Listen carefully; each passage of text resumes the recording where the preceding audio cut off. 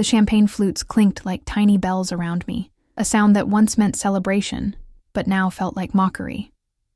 I stood in the corner of the Grand Meridian Ballroom, my fingers wrapped around a silver tray so tightly my knuckles had gone white. The scent of expensive perfume and aged whiskey hung thick in the air, mixing with the fragrance of imported roses that decorated every surface. Crystal chandeliers cast dancing shadows across marble floors, and everywhere I looked, wealth dripped from every corner. The kind of wealth I'd once foolishly believed I'd belong to. I was invisible here, just another server in a crisp white shirt and black vest, hair pulled back severely, makeup minimal. Exactly how I preferred it these days. Invisible meant safe. Invisible meant I could work my shift, collect my paycheck, and go home to the small apartment where my daughter Sophia slept, unaware of how far we'd fallen. "More champagne here," someone called, and I moved mechanically through the crowd, refilling glasses, collecting empties, keeping my eyes down. The Ashford Hotel's annual charity gala, the irony wasn't lost on me. I'd attended this event 3 years ago as a guest, wearing a gown that cost more than I now made in 6 months. My arm linked through Derek's as he worked the room with his lawyer's charm and politician's smile. Now I was serving drinks to people who'd once called me friend. The ballroom doors opened, and I felt it before I saw it, a shift in the atmosphere, like the pressure change before a storm. Conversations didn't stop exactly, but they softened, became more aware. I glanced up reflexively and immediately wished I hadn't. 3 men entered. The 2 flanking were clearly security, broad-shouldered, alert, their eyes scanning the room with professional precision. But it was the man in the center who commanded attention without saying a word. He wore a black suit that probably cost more than a car, tailored so perfectly it seemed painted on. Dark hair swept back from a face that was all sharp angles and dangerous beauty, the kind of face that belonged in Renaissance paintings of fallen angels. Even from across the room, I could see the scar that cut through his left eyebrow, a thin white line that somehow made him more intimidating rather than less. But it was his eyes that caught me, dark, almost black, and when they swept across the room, people actually stepped back slightly, as if making way for a predator. I turned away quickly, focusing on my tray. Whoever he wasn't my concern. I had 4 more hours on this shift. Then I needed to get home to relieve my neighbor who was watching Sophia. My daughter was everything now, the only thing that mattered after, well, if it isn't my dear ex-wife. My entire body went rigid. That voice, God, that voice still had the power to make my skin crawl. Derek stood before me, drink in hand, that familiar smirk playing at his lips. He'd gained weight since the divorce, his face slightly puffy from too much good living. Beside him stood Melissa, of course, Melissa, her hand possessive on his arm, her diamond ring catching the light. My replacement. The woman he'd been sleeping with for the last year of our marriage, Derek. I kept my voice flat, professional. "Can I get you anything?" His smirk widened. "Look at you, serving drinks. How the mighty have fallen." I felt rather than saw people starting to notice. Conversations nearby grew quieter. Heat crawled up my neck, but I kept my expression neutral. "If you'll excuse me, I have other guests. Remember when you wore Dior to this event?" Melissa's voice was sugar-sweet poison. "Now you're wearing, what, polyester?" She laughed, a tinkling sound that made me want to throw my tray at her perfect face. "At least I earned this honestly," I said quietly, starting to turn away. Derek's hand shot out, gripping my wrist. Not hard enough to hurt, but firm enough to stop me. "Don't walk away when I'm talking to you. You still owe me, remember? That little stunt you pulled, trying to claim you deserved alimony when you brought nothing to the marriage." "I brought 5 years of my life," I said, my voice low but steady despite the trembling in my hands. "I supported you through law school. You were a secretary," he sneered. "A nobody who got lucky when I married you. And look at you now, back where you belong, serving your betters." The words hit like physical blows. Around us, I could feel the stares, hear the whispers. My face burned with humiliation, but I couldn't seem to move, couldn't seem to defend myself. Because part of me, a horrible, broken part, believed him. Actually, a voice cut through the moment like a blade. "She looks exactly where she belongs." though I'm curious why Trash is allowed to speak to her.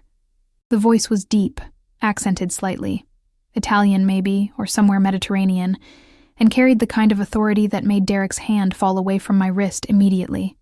The man in the black suit stood 3 feet away. Up close, he was even more striking and terrifying. His eyes, fixed on Derek, held something cold and lethal. One of his security detail had moved closer, hand resting casually inside his jacket in a way that made my heart race. I'm sorry. Who are you? Derek tried to sound authoritative, but his voice cracked slightly. The man didn't answer. Instead, those dark eyes shifted to me, and I felt pinned by the intensity of his gaze.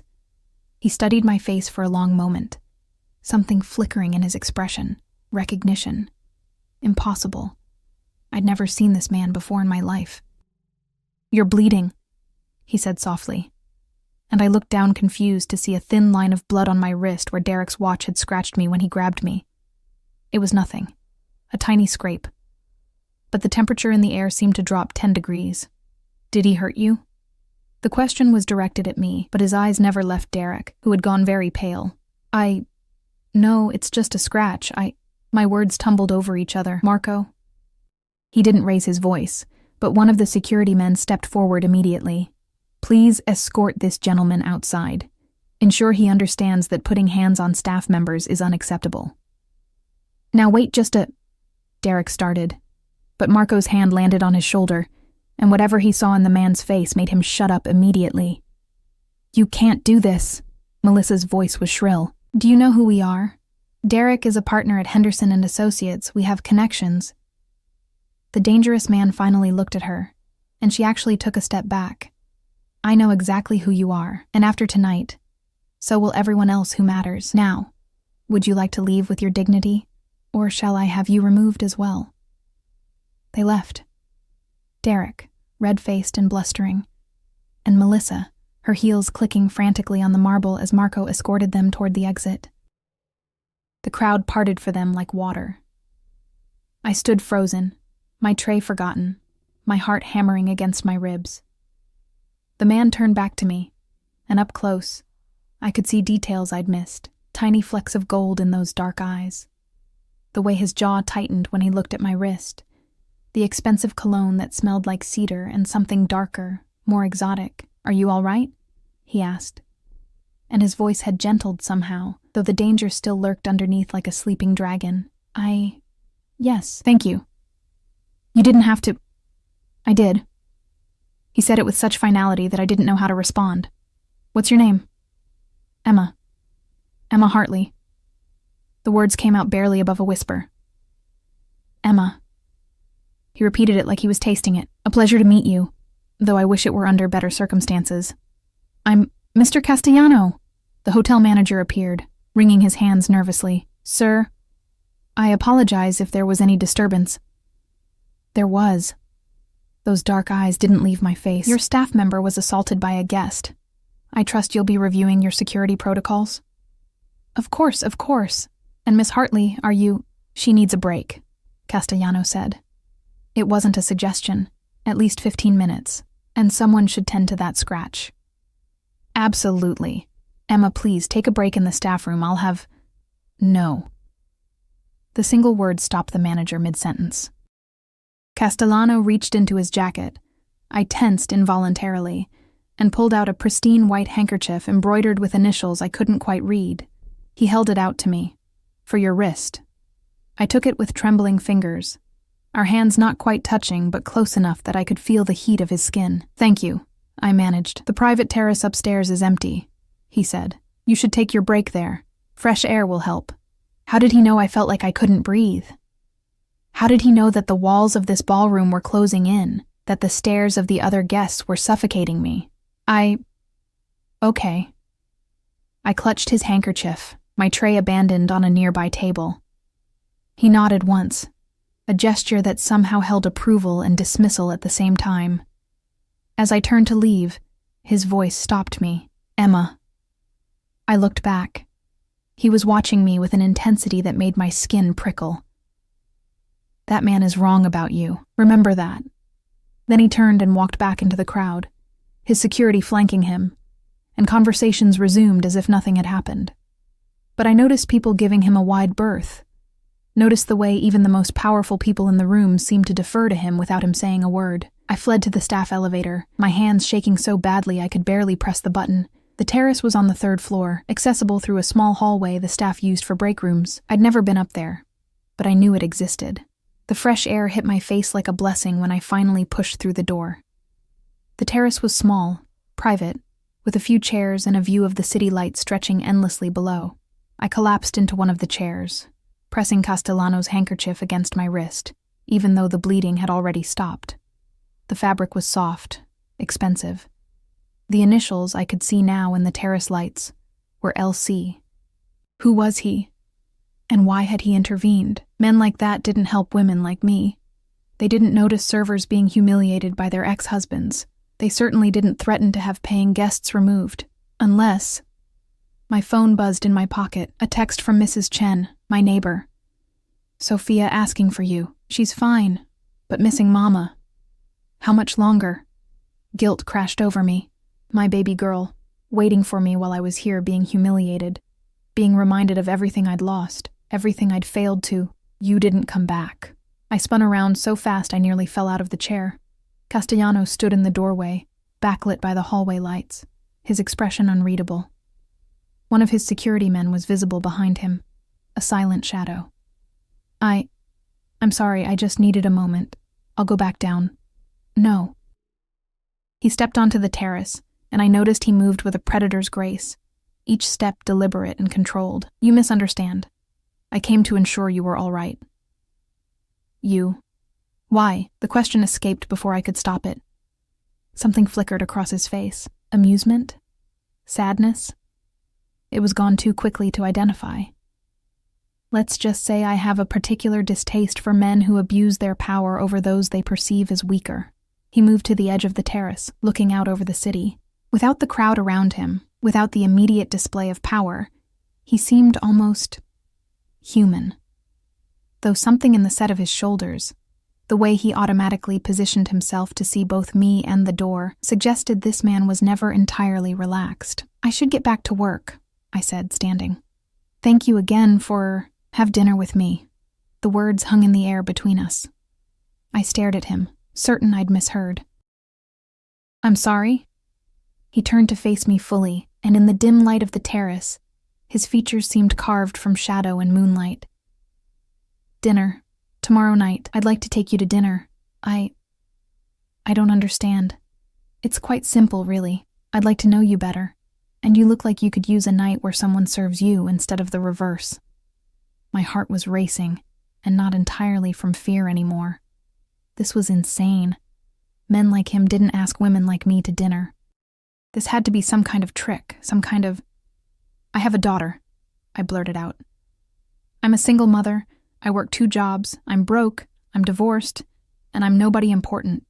You should know that before... Before what? His lips quirked slightly. Before I waste my time? Yes. He took a step closer, and I should have stepped back, but I couldn't seem to move. Emma, I know exactly who you are.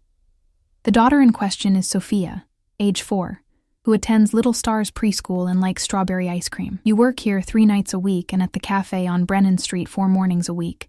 Your ex-husband left you with nothing but debt, and you've been rebuilding your life piece by piece for the last 2 years with remarkable determination.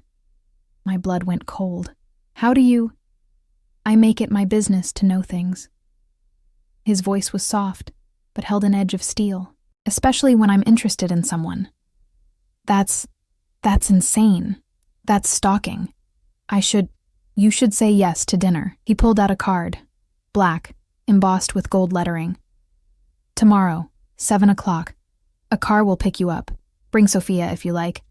I've been told I'm quite good with children. He pressed the card into my hand, his fingers brushing mine for just a moment. The touch sent electricity racing up my arm. I don't even know you, I whispered. Then dinner will be an excellent opportunity to change that. He moved toward the door, his security stepping back to let him pass. At the threshold, he paused and looked back. Oh, and Emma, your ex-husband won't bother you again. I've made certain of that. Wait. What does that mean? What did you do? But he was already gone, his footsteps fading down the hallway, leaving me alone on the terrace with his handkerchief, his card, and the terrifying feeling that my life had just taken a turn into very dangerous territory. I looked down at the card. The name embossed in gold letters seemed to pulse in the dim light. Lorenzo Castellano. Below it, a phone number. Nothing else. No title, no company name. Nothing that would indicate who or what he was. But I knew. Somewhere deep in my gut, I knew. And the most terrifying part was the tiny voice in my head that whispered, "Say yes." I didn't sleep that night. Sophia curled against me in our small bed, her breathing soft and even, her tiny hand clutching her stuffed rabbit. I stared at the ceiling, watching shadows shift as cars passed outside our window, Lorenzo Castellano's card burning a hole in my consciousness, even though I'd tucked it into my nightstand drawer. I make it my business to know things. The words replayed in my mind on an endless loop. He knew about Sophia, about my jobs, about the cafe where I served coffee to morning commuters who rarely bothered to learn my name. How long had he been watching, and why? The rational part of my brain screamed danger. Men who knew that much about you before you'd even met were dangerous. Men who could have someone like Derek, a successful lawyer with connections, removed from a party with a single word, were powerful in ways I couldn't begin to understand. But there was another part of me, a part I'd thought Derek had killed, that felt something else entirely. When Lorenzo had looked at me, really looked at me, I hadn't felt invisible. For the first time in 2 years, someone had seen me. Not the struggling single mother, not the failure, not the server in the polyester vest. Me. You look like you could use a night where someone serves you instead of the reverse. My phone buzzed on the nightstand. 3:47 a.m. Who would text at this hour? I reached for it carefully, not wanting to wake Sophia, and felt my heart stop when I saw the message from an unknown number. "You're awake. You should rest. Tomorrow will be eventful." I stared at the screen, my pulse racing. How did he know I was awake? Was someone watching the apartment? I went to the window, peering through the thin curtains at the street below. A black car sat parked 3 buildings down, engine off, windows tinted dark. My phone buzzed again. "Don't be afraid. The car is there for your protection, not surveillance. Sleep, Emma." I should have been terrified. I should have called the police.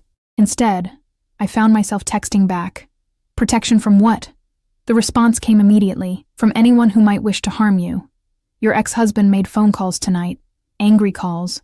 Men like him don't appreciate being humiliated in front of their peers. My blood ran cold. Derek. God, I hadn't even thought about how he'd react after being thrown out. He'd always had a temper, always needed to feel in control. During our marriage, I'd learned to make myself smaller, quieter, to avoid triggering it. What kind of calls? The kind that required intervention. He won't bother you again. You have my word. I sat down on the edge of the bed, my hands shaking. This was insane. All of it. And yet, who are you? 3 dots appeared, then disappeared, then appeared again. When the message finally came, it was brief. Someone who would very much like to have dinner with you. 7 o'clock. The car will be there at 6:45. I should say no. Every instinct of self-preservation I possessed screamed at me to block this number, throw away his card, and pretend last night never happened. Instead, I typed, "Just me. Sophia stays with my neighbor." The response was almost instant. "As you wish, though the invitation stands for her as well. Whenever you're ready. Now sleep, Piccola. You're safe." I turned off my phone and lay back down, pulling Sophia closer. Through the curtains, I could just make out the dark shape of the car on the street below. I slept better than I had in months. The next morning brought chaos in the form of my manager at the cafe calling at 6 a.m. "Emma, thank God. Listen, something's happened with the schedule. Marcus called in sick, and Jenny's got that thing with her kid. And I know it's your day off, but..." "I can't," I said, still groggy. "I have plans tonight. Important plans." There was a pause. "Plans? Emma, you never have plans. Come on, just a few hours, I'll pay you time and a half." "No." The word came out firmer than I'd intended. I'm sorry, Rick, but no. I need tonight. Another pause. Longer this time. Okay. Yeah, okay. You sound different. Everything all right? Was it? I looked at my reflection in the bathroom mirror while Sophia sang to herself in the other room. I looked tired, thinner than I should be, my hair needing a cut I couldn't afford. But my eyes. There was something in my eyes that hadn't been there yesterday. I'm fine, I told Rick. I'll see you Thursday morning. After I hung up, I opened my closet and stared at the meager contents. Nothing appropriate for dinner with a man like Lorenzo Castellano. The best I had was a simple black dress I'd bought at a thrift store for a job interview last year. It was plain, a bit worn at the hem, but it was clean and fit well enough. It would have to do. The day crawled by with agonizing slowness. I took Sophia to the park, pushed her on the swings, made her lunch, read her stories. Normal things. Safe things. All while the clock ticked toward evening, and my stomach twisted itself into knots. At 5:30, I dropped Sophia at Mrs. Chen's apartment. You look nervous, Mrs. Chen observed, her sharp eyes missing nothing. This is about a man, yes? It's just dinner, I said, too quickly. Mm-hmm. She smiled knowingly. You go. Have good time. Sophia, stay here, no problem. She can sleep here if you're late. I won't be late. But even as I said it, I wasn't sure it was true. Back in my apartment, I showered and tried to do something with my hair. Makeup was minimal. I didn't have much, and what I had was drugstore cheap. The black dress looked even plainer than I remembered, but there was nothing to be done about it now. At exactly 6:45, my phone buzzed. Downstairs. I grabbed my purse, a small clutch that had survived the divorce, and headed down. My hands were shaking as I pushed through the building's entrance. The car waiting at the curb was nothing like the black sedan from last night. This was a Mercedes, sleek and black, with windows so darkly tinted they were almost mirrors. A man in a dark suit stood by the rear door, not one of the security guards from the hotel, but someone new. He was massive, easily 6'4", with a shaved head and a scar running down his neck. Miss Hartley, he said, his accent similar to Lorenzo's. I'm Dante. Mr. Castellano sent me to collect you. He opened the door, and I hesitated for just a moment before sliding into the back seat. The interior was luxury itself, cream leather, wood paneling, and that new car smell mixed with something else. Cedar and spice. Lorenzo's cologne. Dante slid into the driver's seat and pulled smoothly into traffic. I watched my neighborhood disappear in the rearview mirror. The cramped buildings, the corner store with its flickering neon sign, the bus stop where I stood every morning on my way to the cafe. Where are we going? I asked. Bella Vista, Dante replied. Mr. Castellano's restaurant, his restaurant. Of course, he owned a restaurant, probably several. Men like him didn't just make reservations. The drive took 20 minutes, carrying us from my working-class neighborhood into the city's heart, where buildings scraped the sky and every storefront gleamed with wealth. Bella Vista sat on a corner, unassuming from the outside except for the valet stand and the subtle elegance of its facade. Dante opened my door, and I stepped out onto pavement that probably cost more per square foot than my monthly rent. This way, Miss Hartley.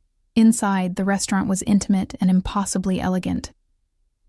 Maybe 20 tables, each with pristine white linens and crystal glasses that caught the light from chandeliers overhead. The walls were exposed brick, softened by warm lighting and original artwork.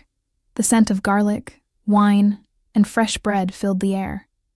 Every table was occupied except one in the back corner, positioned so it had a view of both the entrance and the rest of the dining room. And at that table sat Lorenzo Castellano. He rose as I approached, and I had to suppress a sharp intake of breath. If he'd been devastating in a suit last night, he was utterly lethal now. Dark slacks and a charcoal dress shirt, open at the collar, sleeves rolled to reveal strong forearms. His hair was slightly mussed, as if he'd run his hands through it, and those dark eyes tracked my approach with an intensity that made my skin prickle. Emma. My name on his lips sounded like a prayer.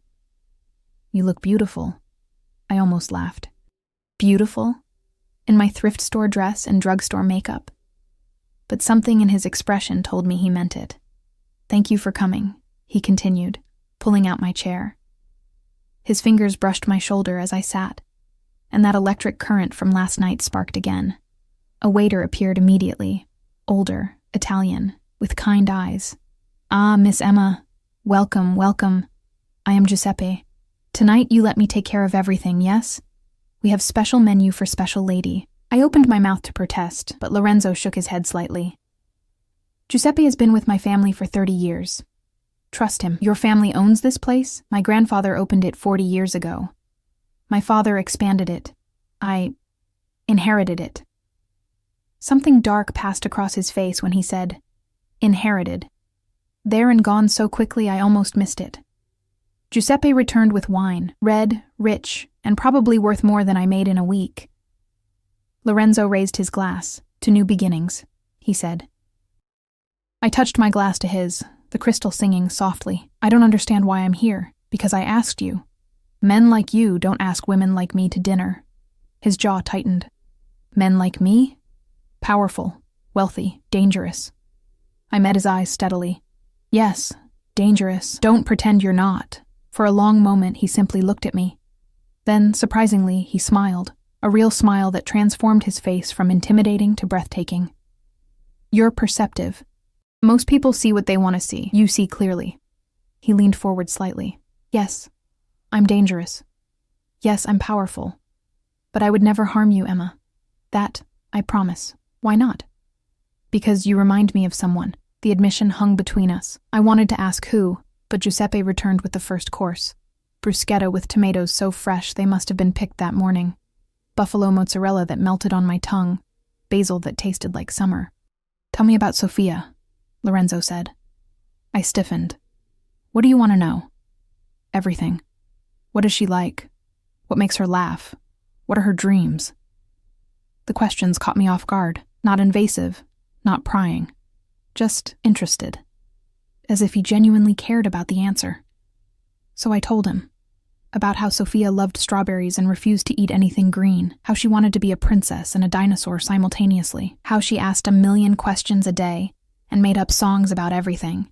How she was the only thing that made sense in my world anymore. Lorenzo listened with complete attention, his eyes never leaving my face. He asked follow-up questions that showed he was actually hearing me, not just waiting for his turn to talk. "She sounds remarkable," he said finally. "Like her mother." Heat crept up my neck. "You don't know anything about me. I know you work 2 jobs to support your daughter. I know you left your marriage with nothing, because he convinced you that you deserved nothing. I know you're rebuilding your life with nothing but determination and love for your child." His voice dropped lower. "I know you're stronger than you believe yourself to be. How do you know about the divorce? I told you. I make it my business to know things." "That's not an answer." "No," he agreed. "It's not." The main course arrived. Osso buco that fell off the bone. Risotto so creamy it was almost sinful. Roasted vegetables that tasted like they'd been kissed by angels.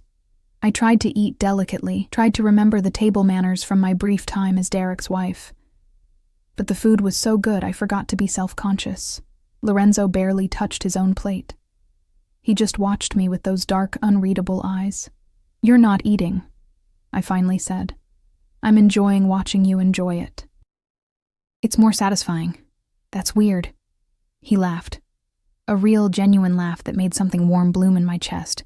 "Yes, I suppose it is. I've been told I'm intense.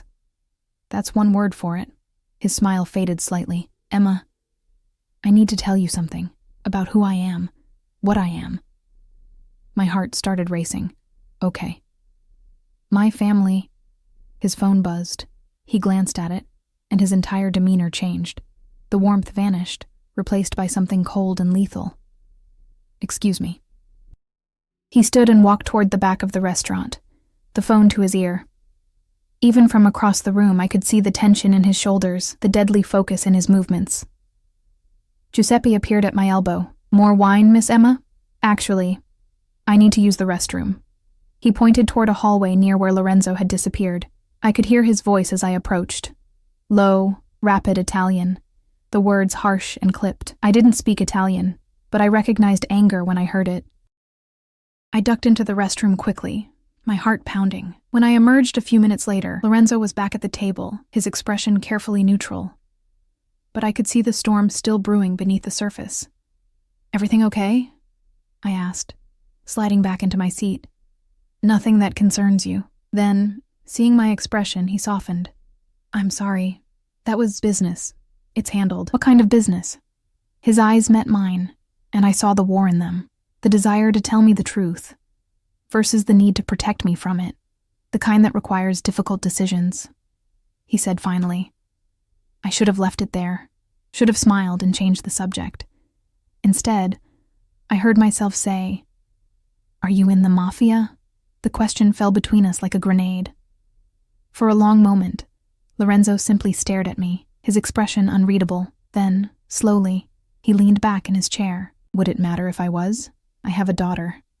I'm aware. She can't be around anything dangerous. I've worked too hard to give her a safe life too. Emma." He leaned forward, his hand reaching across the table, not touching me but close, so close I could feel the heat of his skin. "I would never put Sophia in danger. Or you, that's not..."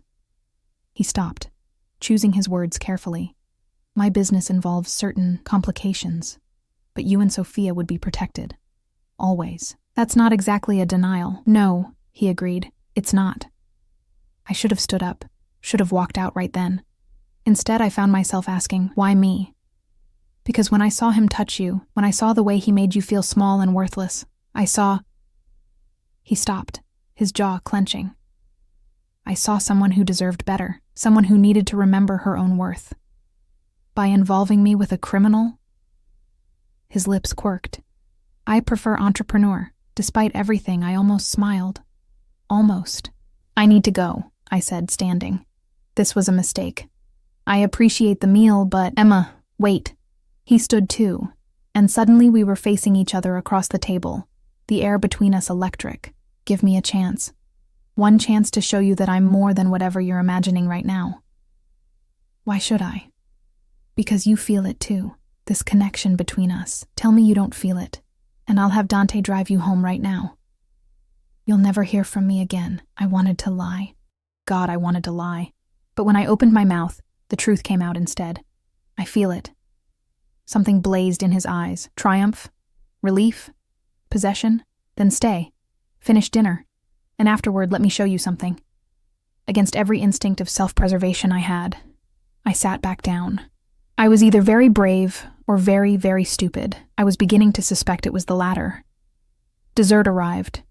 Tiramisu so light it seemed to float, paired with espresso that was liquid silk. Lorenzo had regained his composure, that dangerous edge sheathed beneath charm and attentiveness, but I could still see it lurking, like a knife hidden in a velvet glove.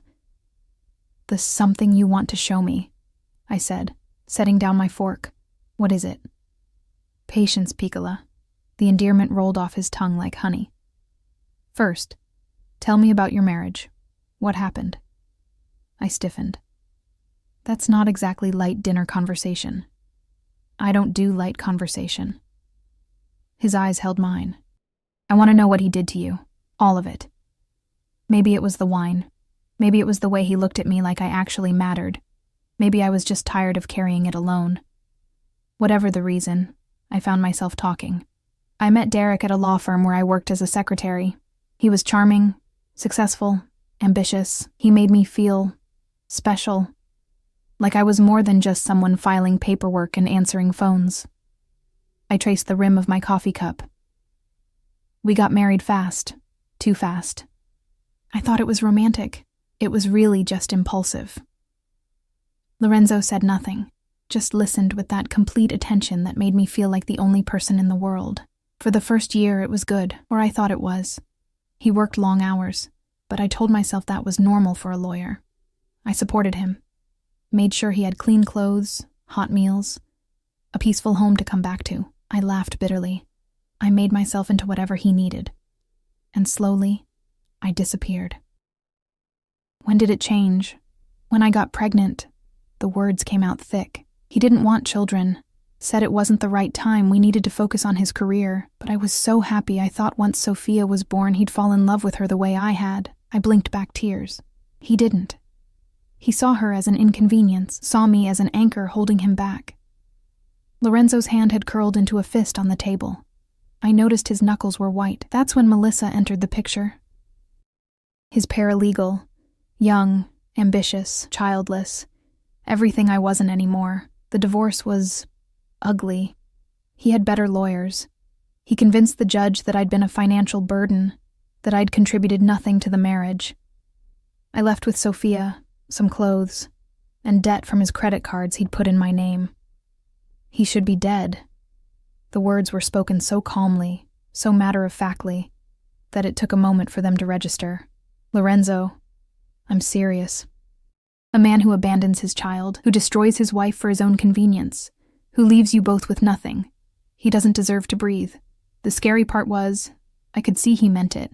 Not hyperbole, not exaggeration. He was genuinely considering it. He's not worth going to prison over, I said quietly. Lorenzo's smile was sharp as a blade. Who said anything about prison? Before I could respond, Dante appeared at the table. He leaned close to Lorenzo, whispering something I couldn't hear. Lorenzo's expression darkened. How many? 3, in a van down the street. They've been there for 20 minutes.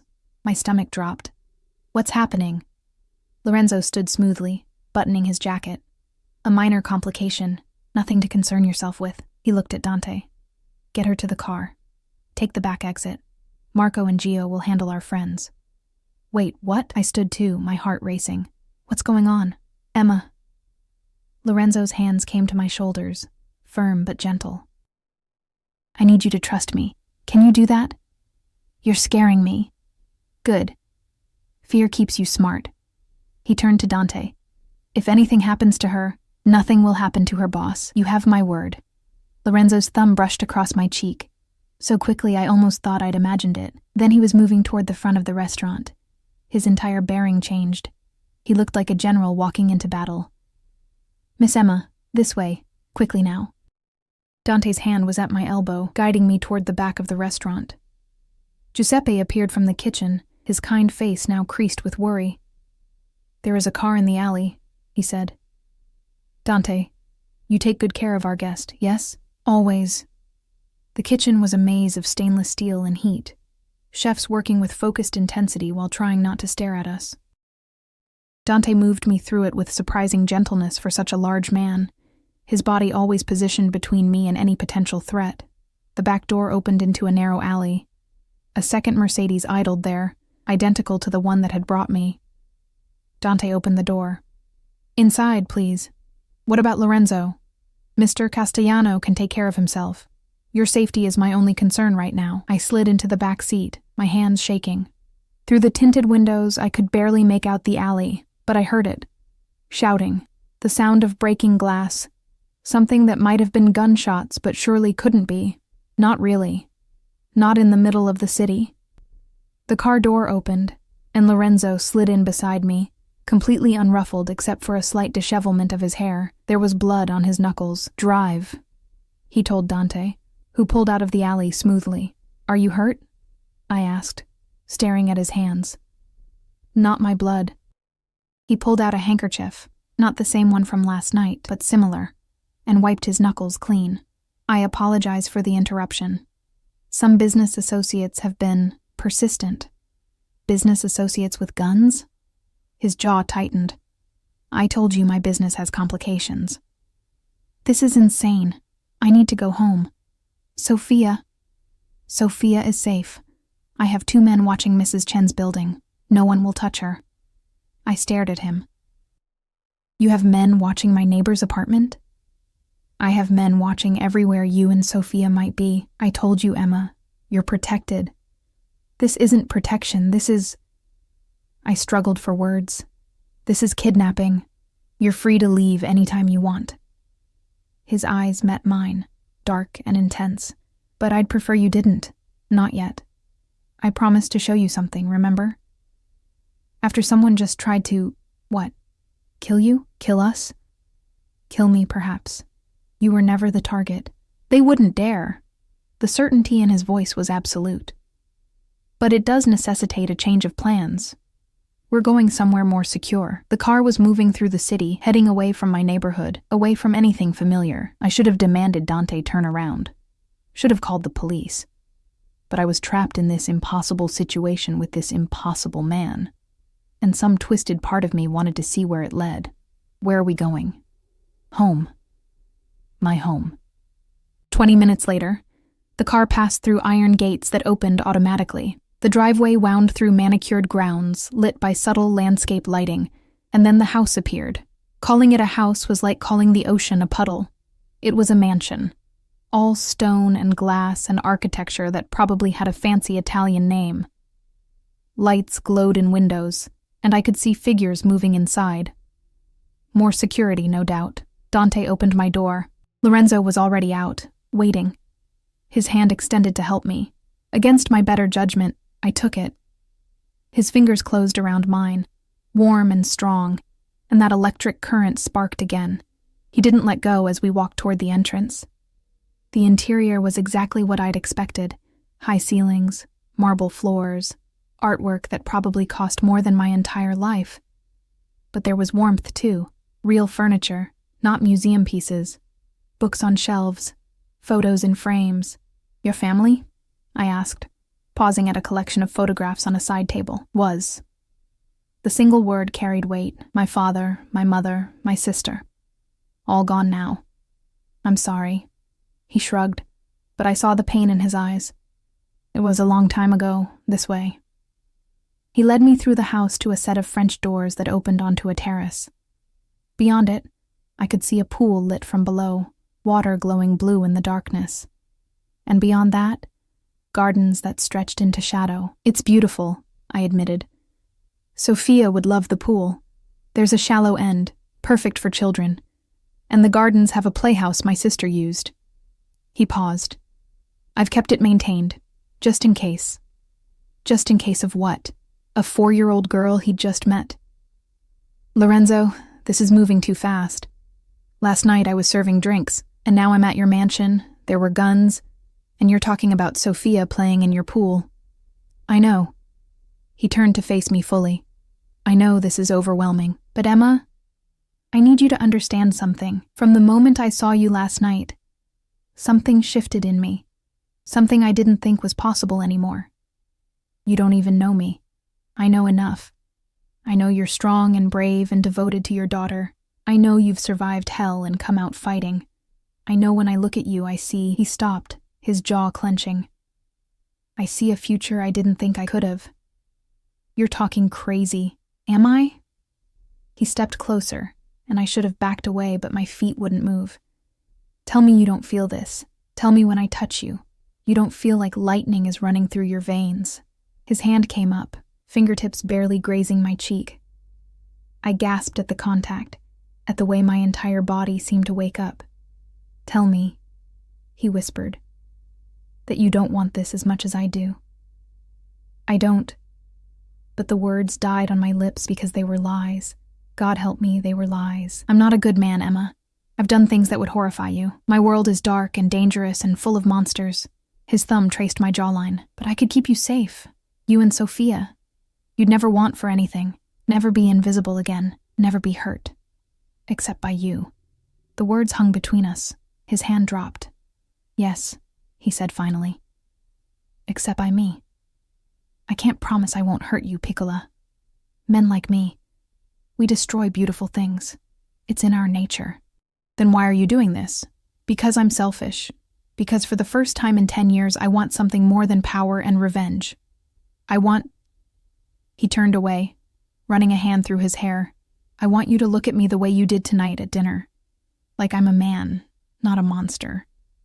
My heart was hammering against my ribs. This was insane. All of it. And yet... My father, I said suddenly. He was a gambler, owed money to bad people. When I was 16, men came to our house. They hurt him. Badly. Made my mother and me watch. I wrapped my arms around myself. That's why I can't be part of this world again. Can't let Sophia anywhere near it. Lorenzo's entire body had gone rigid. Who were they? I don't know. Some loan sharks. My father died from his injuries 2 weeks later. We lost everything. That's why I was a secretary, why I latched onto Derek. I was trying to find stability, safety. I laughed bitterly. Lot of good that did. The men who hurt your father. Lorenzo's voice was ice. Do you remember anything about them? Names, faces, anything? Why? Because if they're still alive, they won't be after tonight. The casual way he said it should have terrified me. Instead, I felt something else, something warm and dark and dangerous. One of them had a tattoo, a snake on his neck. The other called him... I paused, trying to remember. Sal or Salvatore.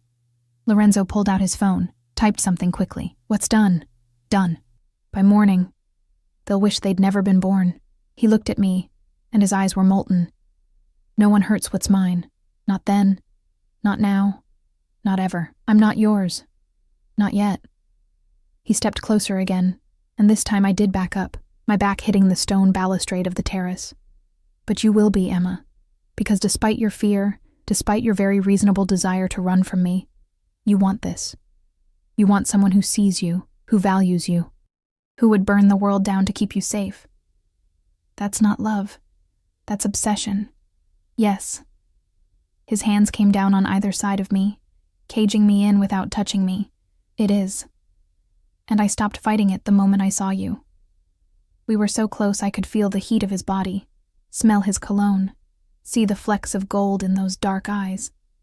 My heart was racing, my breathing shallow, every nerve in my body screaming at me to run. Instead, I whispered, "Kiss me." The words seemed to unlock something in him. His hand came up to cup my face, his thumb brushing across my lower lip. The touch was gentle, reverent almost, completely at odds with the predator I knew lurked beneath his skin.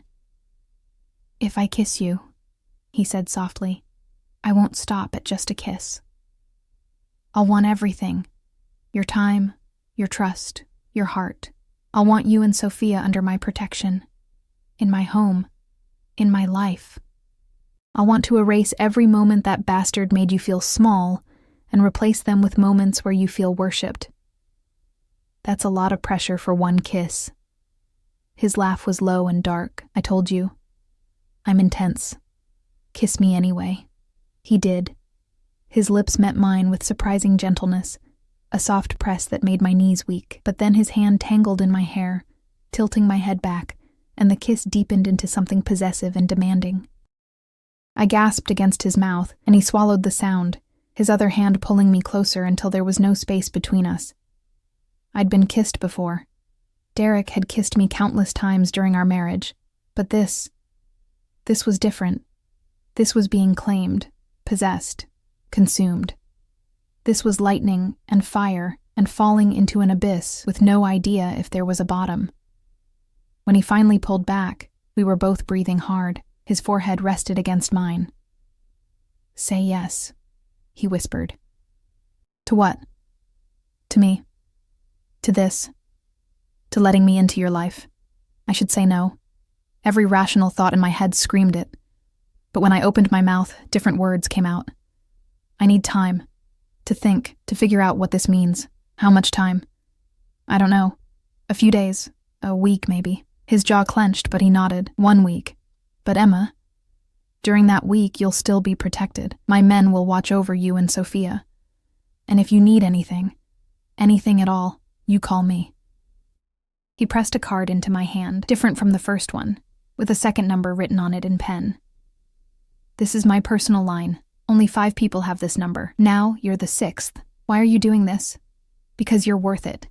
Because Sophia deserves a father figure who will cherish her. Because I'm tired of the dark, and you're the first light I've seen in years." He kissed my forehead gently. "Let me take you home. It's late, and your daughter will want to see you in the morning." The drive back to my apartment was quiet, Lorenzo's hand covering mine on the seat between us. When we pulled up to my building, he walked me to the door, Dante staying discreetly in the car. 1 week? He said again. 1 week, I agreed. He kissed me once more, soft and sweet, then watched until I was safely inside. I climbed the stairs to my apartment in a daze, my lips still tingling, my mind spinning. Through my window, I could see the black Mercedes pulling away, and further down the street, another car. Watching. Protecting.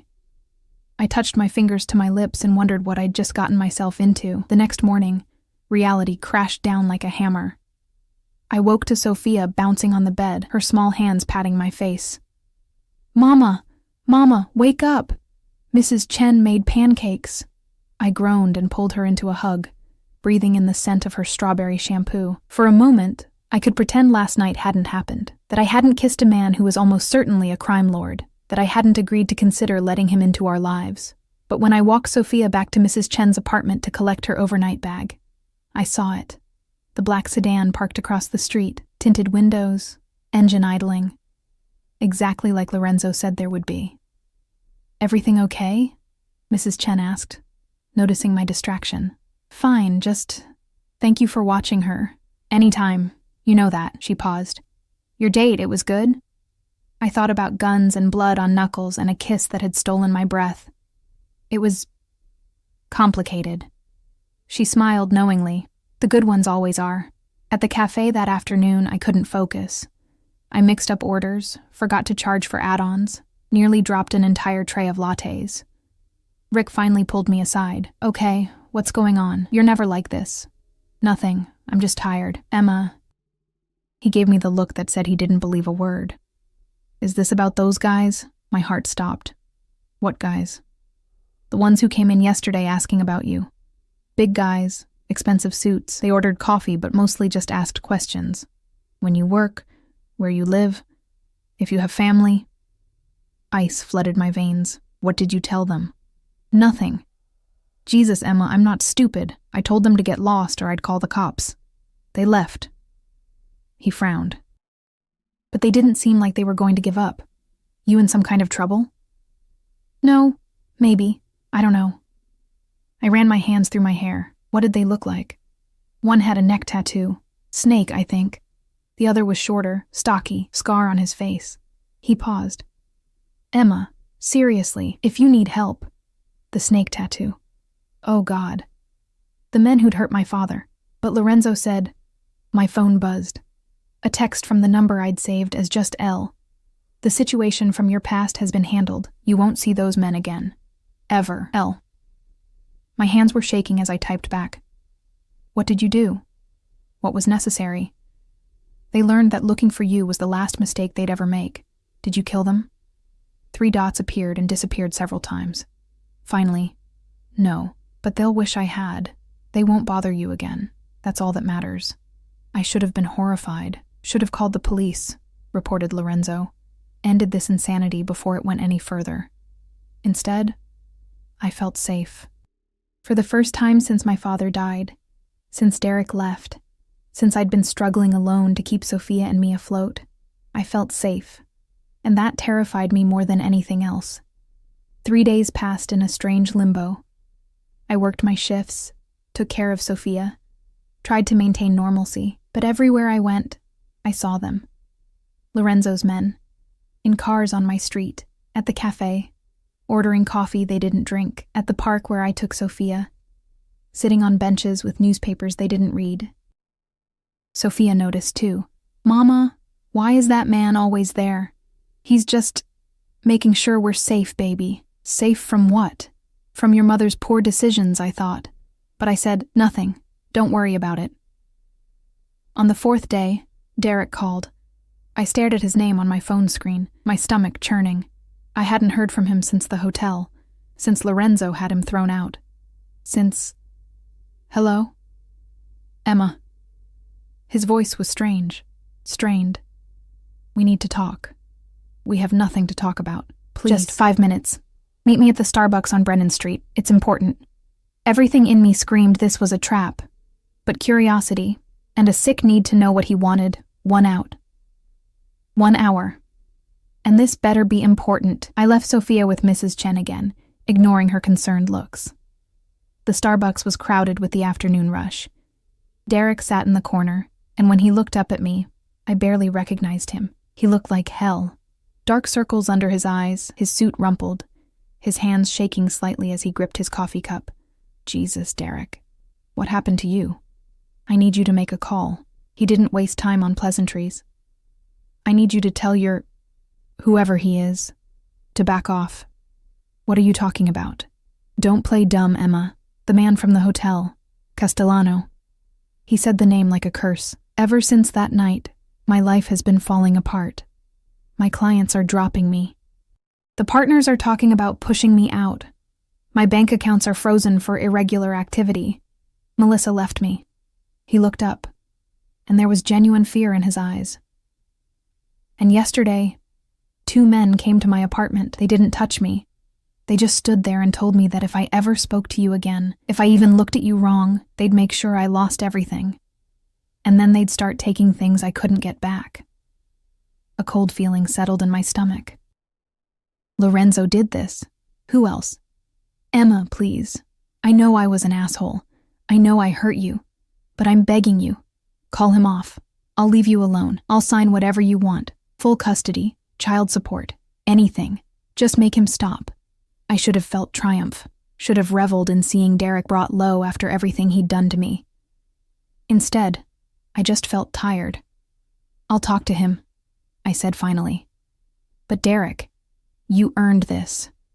Every bit of it. You destroyed our marriage, abandoned your daughter, and then mocked me in public. What did you think would happen? I didn't think I'd piss off a mob boss. People were starting to stare. I stood. I'll talk to him. But after this, you stay away from me and Sophia. Understand? Yes. God, yes. Thank you, Emma. I left him there, looking small and defeated. The black sedan was waiting when I exited, and this time I walked straight to it. The window rolled down. It was Dante. Miss Emma. Is everything all right? I need to see Lorenzo. Now. He didn't argue, just opened the back door. 20 minutes later, I was walking through the mansion's entrance, my anger building with each step. Lorenzo was in his office, dark wood, leather furniture, and walls lined with books. He looked up from his desk when I entered, his expression shifting from surprise to pleasure. Emma, this is unexpected. What did you do to Derek? He leaned back in his chair, completely unruffled. I ensured he wouldn't bother you again. By destroying his life? By making it clear there are consequences for his actions? Yes. You can't just... I paced, trying to control my temper. You can't terrorize people because they were mean to me. Actually, I can. And I did. He stood, moving around the desk. He hurt you, Emma. He abandoned his daughter. He deserved far worse than what I gave him. That's not for you to decide, isn't it? He stepped closer, his eyes darkening. You're under my protection now. That means anyone who harms you answers to me. I didn't ask for your protection. You didn't have to. His hand came up to cup my face, and despite my anger, I felt that familiar electric current. Emma, I told you what I am. I told you my world is dark. Did you think I was exaggerating? I pulled away from his touch. I don't know what I thought, but this is too much. It's too fast, too intense, too honest? His jaw clenched. Most men would lie to you, would pretend to be something they're not until you're too invested to leave. I'm giving you the truth. Yes, I'm dangerous. Yes, I have power and I use it. Yes, I will destroy anyone who threatens what's mine. If that's too much for you, tell me now. I'm not yours. You kissed me. You let me touch you. You agreed to give this a chance. He stepped closer, backing me against the door. You're mine, Emma, whether you've accepted it yet or not. You're insane. Yes. His lips curved into a dark smile. But I'm honest about it. Can you say the same about any other man in your life? I hated that he had a point. Derek had lied constantly, about loving me, about wanting a family, about everything. At least Lorenzo was upfront about being a monster. I need air, I said, my chest tight. I need to think. Then think here. He gestured to the French doors. The gardens are private. Take all the time you need. But Emma... He caught my hand as I turned away. I'm not sorry for protecting you. I'll never be sorry for that. I pulled free and fled to the gardens, my head spinning. The grounds were extensive, roses and hedges and paths that wound through manicured beauty. I found myself at the playhouse Lorenzo had mentioned, painted cheerful yellow with flower boxes in the windows. It was perfect. Exactly what Sophia would love. That was the problem. All of this was exactly what Sophia would love. The pool, the gardens, the space to run and play, the security, the stability. Everything I'd been desperately trying to give her on my own and failing. Pretty, isn't it? I spun to find an older woman approaching. She wore a simple dress and cardigan, her gray hair pulled back, her face kind. "I'm sorry, I didn't mean to trespass." "No trespass. I'm Maria. I manage the house." She smiled. "Lorenzo said you might be out here. He asked me to bring you some tea." She held out a delicate cup, steam rising from amber liquid. I took it automatically. "You're Emma," Maria continued, settling onto the playhouse steps. "He's told me about you and your daughter." "What did he say?" "That you're brave, that you're a good mother, that you're the first person in years to make him smile." She looked at me shrewdly. "That you're scared of him." I wrapped my hands around the warm cup. "Shouldn't I be?" "Yes. Lorenzo is dangerous. His world is violent. The things he's done," she shook her head. "But he's also loyal, protective, and capable of great love. His family, his real family, they died because of betrayal. A rival family attacked. Lorenzo was only 16 when he found his father's body. His mother lasted 3 days before her injuries killed her. His little sister..." Maria's voice cracked. "Sophia was only 6. She died in his arms." My heart clenched. That's horrible. It made him what he is. Hard, unwilling to show weakness. Ruthless. She met my eyes. "Until you. I've worked for this family for 30 years. I've never seen him look at anyone the way he looks at you. We just met. Sometimes that's all it takes. One look and you know." She stood, patting my shoulder. "Your daughter, Sophia. She's the same age Sophia was, same name even. You think that's coincidence? I think it's concerning. Maybe. Or maybe it's fate giving a broken man a second chance." She started back toward the house, then paused. "He'll never force you to stay, Emma. But if you leave, you'll take the last bit of light left in him. Choose carefully." She left me alone with the tea and my thoughts. I sat on the playhouse steps, staring at the mansion. Through the windows, I could see Lorenzo in his office, talking on the phone. Even from here, I could see the tension in his shoulders, the way he moved like a caged predator. My phone buzzed. A text from Mrs. Chen with a photo. Sophia coloring at the kitchen table, her tongue stuck out in concentration. My baby girl. My whole world. Could I bring her into this? Into Lorenzo's darkness? But then I thought about the alternative. Struggling alone. Always one emergency away from disaster. Sophia growing up in a tiny apartment, wearing thrift store clothes, while I worked myself to exhaustion trying to provide. Lorenzo could give her everything: safety, stability. A father figure who would actually cherish her. And what would he give me? I remembered his kiss, the way he looked at me like I was precious. The way he destroyed the men who'd hurt my father without me even asking. The way he said my name like a prayer. He'd give me everything. And in return, he'd want everything. The question was I brave enough to give it? I finished my tea, made my decision, and walked back into the house. Lorenzo was still in his office. I didn't knock, just opened the door and walked in. He looked up, his expression guarded. "Emma, I have conditions," I said. His entire demeanor changed. He set down his phone, giving me his complete attention. "Name them." "Sophia comes first, always. If anything you do puts her in danger, I walk. No arguments, no negotiations. I take her and we disappear." Agreed. "I need honesty. I can handle the truth about what you are and what you do, but I can't handle lies. You'll have it. And I need time. This us. It's happening so fast. I need time to adjust, to make sure this is right. How much time? I don't know. But I need to know you'll give it to me." He stood and crossed to me, his eyes intense. "I'll give you whatever you need. But Emma..." His hand came up to cut my face. I meant what I said. "You're mine now. And I protect what's mine with everything I have." Even from yourself. Especially from myself. His thumb brushed across my cheek. I know I'm not what you deserve. I know I'll never be good enough for you or Sophia. But I swear to you, Piccola, I will spend every day trying to be. He kissed me then, slow and deep and full of promise. And when he pulled back, I saw it in his eyes. Not just desire, not just possession, but something deeper. Something that looked almost like, stay for dinner. He said softly, let me call Sophia and Mrs. Chen. Let them come here. Let me show you what life could be like. I should say no. Should take another week to think, to plan, to prepare. Instead, I said, okay.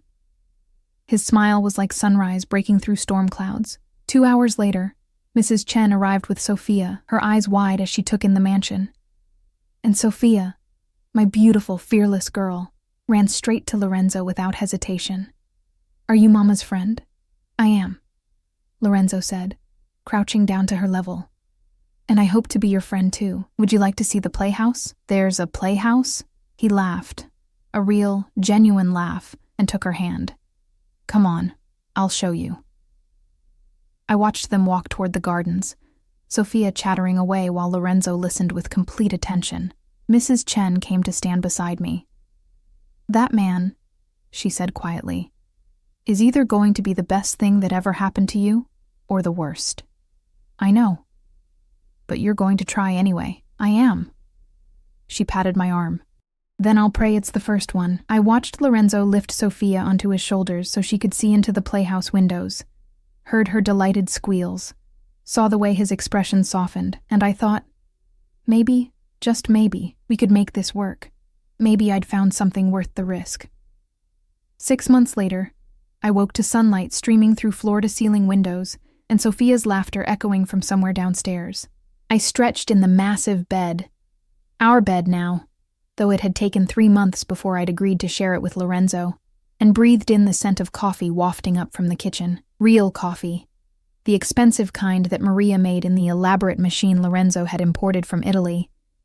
This was my life now. Our life. The transition hadn't been easy. Those first weeks, I'd kept the apartment, insisted on working my shifts, maintained the illusion of independence even as I spent more and more time at the mansion. Lorenzo had been patient, letting me set the pace, never pushing, even though I could see the restraint cost him.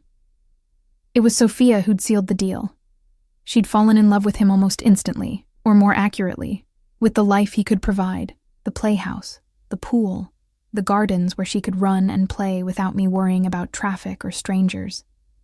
Maria, who baked cookies and told stories. Dante, who taught her Italian words and let her sit in the driver's seat of the Mercedes while it was parked. And Lorenzo himself, who treated my daughter like she was the most precious thing in the world. I found them in the kitchen, Sophia perched on the counter in her princess pajamas, helping Maria mix pancake batter, while Lorenzo read the newspaper at the island. He looked up when I entered, and that dark, intense gaze softened immediately. Buongiorno, piccola, he said, standing to kiss me. It was chaste, appropriate for the audience, but I felt the promise in it. Later, when Sophia was occupied, there would be nothing chaste about us. Mama, we're making pancakes with chocolate chips. I see that. But didn't someone brush their teeth yet? Sophia's guilty expression was answer enough. Lorenzo laughed and scooped her up. Come on, Principessa. Let's take care of that before Maria kicks us both out of her kitchen. I watched them go, my heart doing that strange flip it always did when I saw them together. Lorenzo had been right that first night. He was good with children. Patient, playful, but with clear boundaries that Sophia respected. She'd started calling him Enzo after the first month, and now she ran to him as readily as she ran to me. Coffee, Miss Emma? Maria asked, already pouring. Please. I settled onto one of the island stools. Is everything ready for tonight? Tonight was important. Lorenzo was hosting a dinner with several of his associates, the first time I'd be present for one of his business meetings. He'd wanted me to understand his world completely. All of it, including the parts most wives were shielded from. Everything is prepared. Dinner for 8, the dining room is set, and Dante has confirmed everyone's arrival times. Maria paused. Are you nervous? Terrified, I admitted. She smiled. Don't be. They'll see what Lorenzo sees, a strong woman who makes him happy. That's all that matters to his people. His people. I was still getting used to that phrase. Lorenzo ran what he called a family business, though we both knew what that meant. Import/export was the legitimate front, but beneath it was a network of power and influence that stretched across the city and beyond. I'd asked for honesty, and he'd given it. The restaurants, the clubs, the various businesses, they were real, but they also served other purposes. Money laundering, meeting places, fronts for less legal activities. He didn't deal drugs, didn't traffic people. Those were his hard lines. But protection, gambling, certain selective thefts from those who could afford the loss, that was fair game. It should have horrified me. Part of me thought it still should, but I'd also seen the other side, the way he protected this neighborhood, kept it safe, the way families could walk the streets at night without fear because everyone knew this was Castellano territory. The way he quietly paid medical bills for people who couldn't afford them, ensured businesses could stay open even when they struggled, made sure kids had what they needed for school. He was a criminal, but he was also, in his own twisted way, a protector. Lorenzo returned with Sophia, her teeth brushed and her hair pulled into pigtails.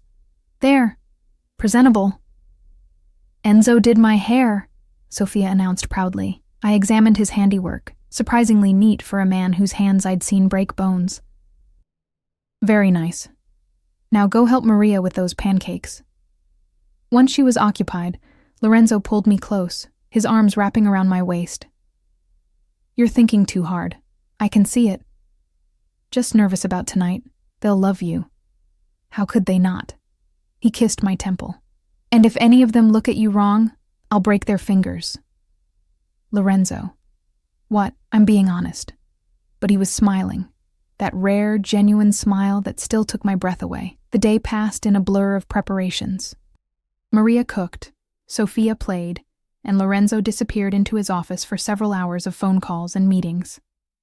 I spent the time getting ready, choosing a dress from the wardrobe Lorenzo had gradually filled. Deep emerald green, elegant, but not ostentatious.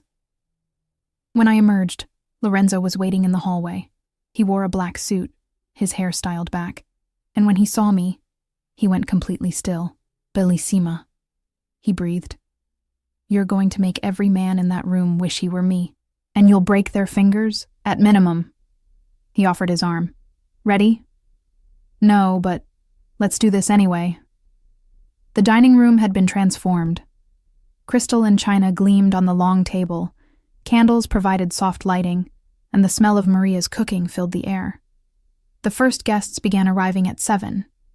Men in expensive suits, some with wives, all with an air of carefully controlled danger. I recognized the type now, could see the way they moved, the way their eyes constantly scanned for threats, the subtle bulges under jackets that meant weapons. These were Lorenzo's trusted circle, his captains and advisors. Everyone, Lorenzo said, his hand warm on my lower back. This is Emma. He paused, looking at me with something in his eyes I couldn't quite read. My fiancé. The room went silent. I stared at him, my heart stopping. Lorenzo, I whispered. What? He pulled a box from his pocket, opening it to reveal a ring that probably cost more than my childhood home. Diamonds and emeralds, elegant and beautiful and terrifying. I was going to wait, he said quietly, his voice pitched just for me, though everyone was watching. But I don't want to wait anymore. Emma, you and Sophia have become everything to me. You've brought light into a life I thought would always be dark. You've given me a reason to be better, to build something beyond just power and revenge. He took the ring from the box. Marry me. Make it official. Let me be Sophia's father in more than just practice. Let me spend the rest of my life protecting you both and thanking whatever fate brought you into that ballroom 6 months ago. Tears were streaming down my face.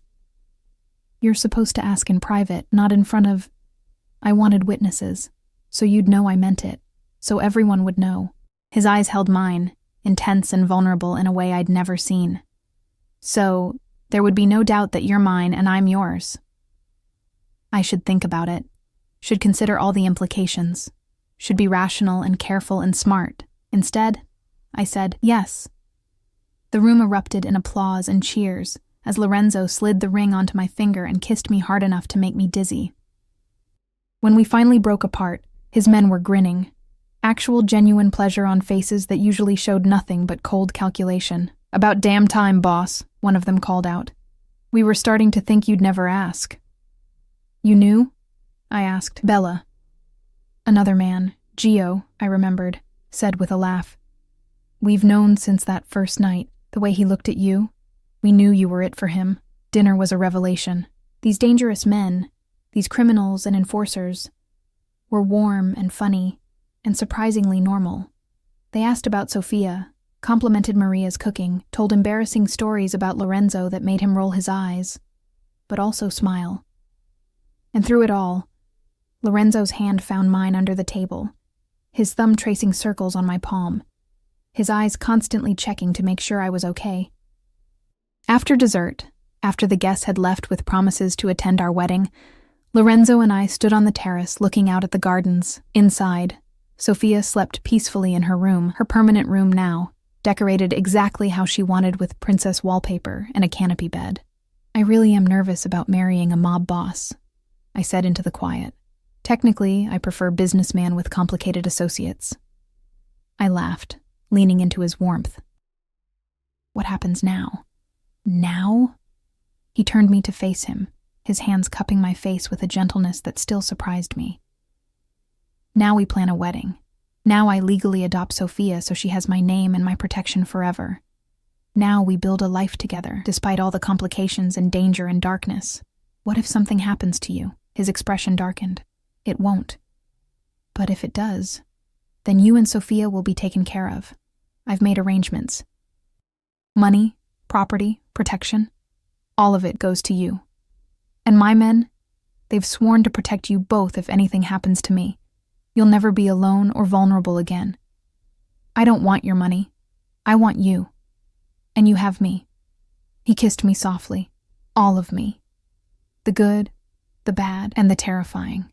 For as long as we both live, we stood there in the moonlight, and I thought about the journey that had brought us here. From that humiliating night at the hotel to this moment, engaged to a man I'd feared and then fallen for, despite every rational reason not to. He was dangerous. He was a criminal. He'd probably done things that would give me nightmares if I knew the details. But he was also the man who made my daughter laugh, who looked at me like I was precious, who'd given us safety and stability and a home. The man who'd taken my broken pieces and carefully put them back together into something stronger than before. "I love you," I said, the words coming easily now. I know I don't say it enough, but I do. I love you, Lorenzo Castellano, mob boss and businessman and complicated man. His eyes closed briefly, and when they opened, they were suspiciously bright. "Say it again. I love you. Again. I love you. I love you." He kissed me, deep and passionate and full of promise. When we finally broke apart, we were both breathing hard. "I should check on Sofia," I said reluctantly. "She's fine. Maria's monitoring the cameras." He smiled at my expression. "What?" "I'm not leaving my daughter's safety to chance." "My daughter." The words made my heart swell. "Take me to bed," I whispered. His eyes darkened with heat. "Yes, ma'am." 3 months later, I stood in a private chapel wearing a dress that probably cost more than my old car. Sofia stood beside me in a matching flower girl dress, bouncing on her toes with excitement. "Ready, Mama?" "Ready, baby." The doors opened, and I saw Lorenzo waiting at the altar. He wore a black tuxedo, his hair perfect, his face carefully neutral, but I saw his eyes, saw the love and possession and promise in them. I walked toward him with Sofia's hand in mine. My daughter who would officially become his daughter today. My future, my family, my life. When I reached him, he took both our hands. "My girls," he said softly. "Finally, officially, mine." The ceremony was short, simple, perfect. When the priest pronounced us husband and wife, Lorenzo kissed me with enough passion to make our guests cheer. Then he knelt down and looked at Sofia. "Sofia Castellano," he said, trying out her new name. How does that sound? Perfect. She threw her arms around his neck. Does this mean you're my daddy now, if you want me to be? I do want you to be my daddy. He hugged her tight, and I saw tears on his cheeks. This man who'd killed, who'd destroyed, who lived in darkness, crying because a 4-year-old girl called him daddy. The reception was lavish, hundreds of guests, endless champagne, a 10-tier cake. But the moment I'd remember forever was later, when we snuck away from the party to check on Sophia. We found her asleep in one of the mansion's guest rooms, still in her flower girl dress, Dante standing guard outside her door. She wanted to stay at the party, Dante explained with a smile, but she fell asleep during dinner. Lorenzo carried her upstairs to her room, and I followed, watching as he carefully changed her into pajamas without waking her, tucked her in, kissed her forehead. Thank you, he whispered to her sleeping form. Thank you for letting me be your father. We stood there in the doorway, watching her sleep, and I felt complete in a way I'd never experienced before. Mrs. Castellano, Lorenzo said, pulling me close. How does it feel? Terrifying. Perfect. Right, good. He kissed the top of my head. Because you're stuck with me now, for better or worse. Mostly worse, knowing you. Undoubtedly. But he was smiling. We returned to the party, danced until dawn, celebrated with the strange family Lorenzo had built around himself. And when it was finally over, when the last guest had left and the sun was rising over the gardens, Lorenzo carried me to our bedroom and made love to me with a tenderness that made me cry. I've got you, he whispered against my skin. For the rest of our lives, Piccola, I've got you. And finally, completely, I believed him. 2 years later, I found them in the garden, Sophia, now 6 and fearless, teaching her baby brother Marco how to smell the roses. Lorenzo sat nearby, his jacket discarded, his sleeves rolled up, watching them with an expression of pure contentment. Gently, Marco, Sophia instructed, her tone identical to the one I used with her. Smell, don't grab. Marco, at 18 months, had other ideas. He grabbed the rose, thorns and all, then looked surprised when it pricked him. His face crumpled. Lorenzo was there in an instant, scooping him up, examining the tiny dot of blood on his chubby finger. You're all right, Piccolino. Just a small hurt, see? He kissed the finger. All better. Marco's tears stopped immediately, replaced by his father's smile. My son, our son, looked so much like Lorenzo it was almost eerie.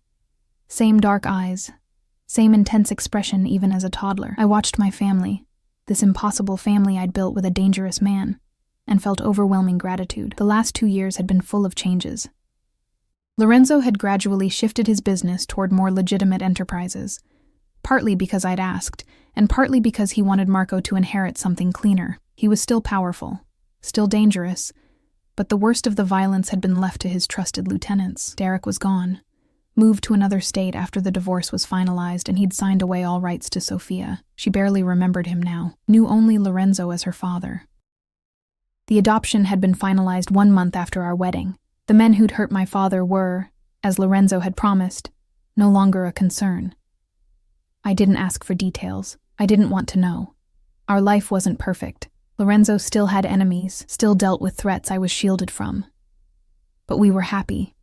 Sophia thrived, excelling in the private school Lorenzo had enrolled her in. Marco was healthy and loved. And Lorenzo and I had built something real beneath the passion and possession. Genuine partnership, trust, love. Mama, Sophia called. Come see. Marco tried to eat the rose. I walked over to my family, and Lorenzo pulled me down beside him, his arm around my waist, his lips brushing my temple. Happy? He asked quietly. I looked at our children playing in the garden of our home, at the life we'd built despite everything. Deliriously, I said, and I meant it. The girl who'd been invisible, who'd served drinks to people who didn't see her, who'd been mocked by her ex-husband at a party, she was gone. In her place was Mrs. Emma Castellano, wife of one of the city's most powerful men, mother of 2 beautiful children, woman who'd found her strength by accepting love from the most dangerous source. Lorenzo kissed me, slow and deep, while our children played nearby. Ti amo, piccola, he whispered. Forever. Forever, I agreed. And this time, I knew forever was a promise we'd both keep.